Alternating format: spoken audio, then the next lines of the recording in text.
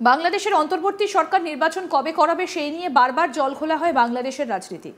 অভিযোগ এও ওঠে যে মোহাম্মদ ইউনূস ক্ষমতায় টিকে থাকার জন্য নির্বাচন করাতে চাইছেন না। আর এসবের মধ্যে এবার ডিসেম্বরের মধ্যে নির্বাচন শেষ করার নির্দেশ দিলেন মোহাম্মদ ইউনূস।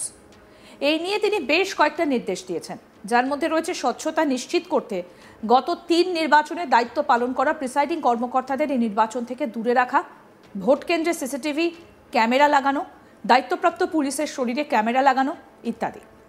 বুধবার প্রধান উপদেষ্টার বাসভবনে একটা বৈঠক করেন মোহাম্মদ ইউনূস। বৈঠক শেষে ফরেন সার্ভিস একাডেমিতে সংবাদ সম্মেলন করে প্রধান উপদেষ্টার এই নির্দেশনার কথা জানান তার প্রেস সচিব শফিকুল আলম। তিনি বলেন, ফেব্রুয়ারি অথবা এপ্রিলে নির্বাচন অনুষ্ঠিত হবে, এজন্য প্রাতিষ্ঠানিক প্রস্তুতি শেষ করতে বলেছেন প্রধান উপদেষ্টা। সেখানে বলা হয়, আইন শৃঙ্খলা রক্ষায় কঠোর হতে বলেছেন মোহাম্মদ ইউনূস। নির্বাচনের আগে সব ডিসি, এসপি, ইউএনও, ওসি বদল করা এবং নির্বাচনে লটারির মাধ্যমে দায়িত্ব দেবার আলোচনাও হয়েছে বৈঠকে। প্রেস সচিব আরও বলেন, বৈঠকে বলা হয়েছে 47,000 ভোট কেন্দ্র থাকবে। তারা পর্যালোচনা করে দেখেছেন 16,000-এর মতো ভোট কেন্দ্র ঝুঁকিপূর্ণ হতে পারে। এই ঝুঁকিপূর্ণ কেন্দ্রে কিভাবে শান্তিপূর্ণভাবে ভোট গ্রহণ করা যায় সেজন্য প্রধান উপদেষ্টা নির্দেশ দিয়েছেন। এই নিয়ে বিস্তারিত আলোচনাও হয়েছে। তার মধ্যে কিছু পদক্ষেপ নেবার চিন্তাভাবনা করা হচ্ছে। সেটা হচ্ছে পুলিশ সদস্যের বডি ক্যামেরা রাখা এবং প্রতিটা কেন্দ্র যাতে সিসি ক্যামেরার আওতায় আসে সেটার নির্দেশনা দেওয়া হয়েছে।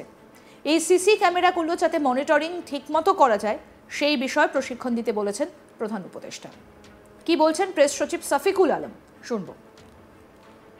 মিটিং এর মূল ইস্যু ছিল যে স্বরাষ্ট্র মন্ত্রণালয়ের বিষয়ে যে প্রস্তুতির সামনে আমাদের জানেন যে নির্বাচন হবে। নির্বাচনের আমরা 2টা সম্ভাব্য টাইম জানিয়েছি। একটা হচ্ছে যে স্যার জাতির উদ্দেশ্যে ভোটে জানিয়েছিলেন যে এপ্রিলের প্রথমার্ধে ইলেকশন হবে। পরবর্তীতে আমরা আরো জানিয়েছি যে যদি প্রস্তুতি সম্পূর্ণ হয়, সংস্কার হয়ে যায়, তাহলে সেটা রোজার আগেই ইলেকশন হতে পারে ফেব্রুয়ারিতে। তো এই বিষয়ে নির্বাচনের প্রস্তুতির বিষয়ে আসলে আজকে পুরো প্রায় 2 ঘন্টার মিটিং এ রিভিউ করা হচ্ছে এবং আজকে অনেকগুলো ইম্পর্টেন্ট নির্দেশনা দিয়েছেন চিফ অ্যাডভাইজার। প্রথম নির্দেশনা ছিল যে আইন শৃঙ্খলা বিষয়ক যত প্রস্তুতি নির্বাচনকে ঘিরে সব প্রস্তুতি উনি নিতে বলেছেন বাই ডিসেম্বর। এই ডিসেম্বরের মধ্যে সমস্ত প্রস্তুতি শেষ করতে বলেছেন বাই ডিসেম্বর।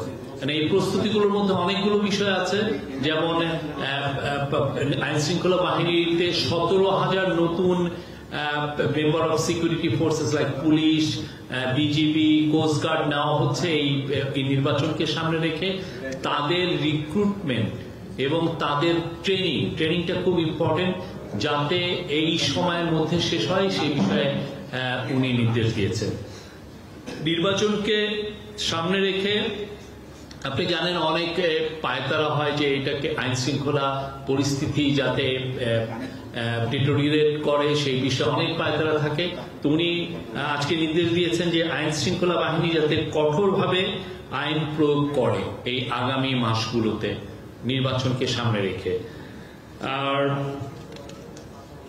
উনি মিটিং এ জানানো হয়েছে যে 8 লক্ষর মতো আইন শৃঙ্খলা বাহিনীর মেম্বাররা ইলেকশন ডিউটিতে থাকবেন। উনি নির্দেশ দিয়েছেন যে এই পুরো 8 লক্ষই যাতে এই ইলেকশনটা কিভাবে হবে আর শান্তিপূর্ণভাবে ইলেকশনটা যাতে হয় সেটার প্রশিক্ষণ তাদেরকে ইনশিওর করার কথা বলেছে, যে তাদেরকে প্রশিক্ষণ করতে হবে এবং এই কাজটা করতে হবে ডিসেম্বরের মধ্যে। আর উনি নির্দেশ দিয়েছেন 18 থেকে 33। আপনি জানেন যে এবার অনেকে নতুন ভোট দিবেন। শেখ হাসিনার 3টা ইলেকশনে, যেটা 2018 এবং 2024-এ আপনি জানেন আমাদের বিশাল আসলে ইলেকশনগুলো তো রিগড হয়েছিল। এই বিশাল আমাদের ইয়াং ছেলেমেয়েরা কেউ ভোট দিতে পারেননি। তো উনি নির্দেশ দিয়েছেন যে উনি মিটিং এ বলেছেন যে যাতে 18 থেকে 33 বছর বয়সীদের যাতে পৃথক একটা ভোটার তালিকা করা যায় সেটা একটু খতিয়ে দেখার জন্য বলেছেন এবং তাদের জন্য যাতে আলাদা ভোটিং বুথ রাখা হয় নির্বাচনী কেন্দ্রগুলোকে সেটার জন্য উনি দেখেছেন। এটা অবশ্যই লজিস্টিক্যাল একটা বিষয়, সেটা যাতে তারা খতিয়ে দেখেন এটা কিভাবে ইনশিওর করা যায়। প্রধান উপদেষ্টার সভাপতিত্বে অনুষ্ঠিত বৈঠকে ছিলেন স্বরাষ্ট্র উপদেষ্টা লেফটেন্যান্ট জেনারেল মোহাম্মদ জাহাঙ্গীর আলম চৌধুরী, জাতীয় নিরাপত্তা উপদেষ্টা খলিলুর রহমান ও প্রধান উপদেষ্টার বিশেষ সহকারী খোদা বাখস চৌধুরী, পুলিশ মহাপরিদর্শক বাহারুল আলম, বিজেপির মহাপরিচালক মেজর জেনারেল মোহাম্মদ আশরাফুজ্জামান সিদ্দিকী, আনসারের মহাপরিচালক মেজর জেনারেল আব্দুল মোতালেব সাজ্জাদ মাহমুদ ও কোস্ট গার্ডের মহাপরিচালক রিয়ার অ্যাডমিরাল মোহাম্মদ জিয়াউল হক। ইউনূস সরকার ক্ষমতায় আসার পর 11 মাসে এই প্রথম নির্বাচন নিয়ে নির্দেশ দিলেন। গত 13 জুন লন্ডনে প্রধান উপদেষ্টার সঙ্গে বিএনপির ভারপ্রাপ্ত চেয়ারম্যান তারেক রহমানের বৈঠকের পর যৌথ বিবৃতিতে বলা হয়েছিল, সংস্কার এবং বিচারের অগ্রগতি সাপেক্ষে 2026 সালের ফেব্রুয়ারি মাসে নির্বাচন হতে পারে। এর আগে প্রধান উপদেষ্টা জাতির উদ্দেশ্যে দেওয়া ভাষণে জানিয়েছিলেন আগামী বছর এপ্রিলের প্রথমার্ধে নির্বাচন হবে। তবে তার প্রথম ঘোষণা ছিল 2025 সালের ডিসেম্বর থেকে পরের বছর জুনের মধ্যে নির্বাচন করা হবে। বিএনপির দাবি ছিল ডিসেম্বরের মধ্যে নির্বাচন, তবে দলটা লন্ডন বৈঠকে ফেব্রুয়ারির মধ্যে নির্বাচন অনুষ্ঠানের বিষয়ে সম্মত হয়েছে।